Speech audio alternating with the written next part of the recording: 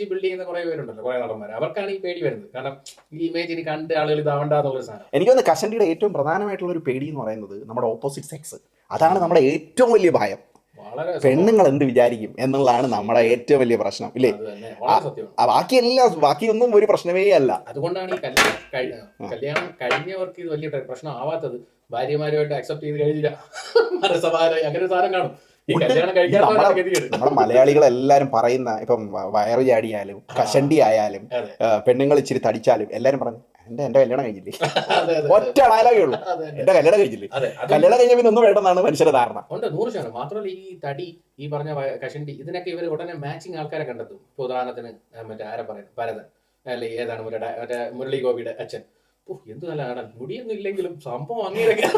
ഇതിൽ ഏറ്റവും വലിയ രസം എന്ന് പറയുന്നത് നമ്മുടെ പെങ്ങളെ മോൻ ഒരു പ്രായം വരെ ഈ ജെട്ടി ഇടത്തില്ലായിരുന്നു.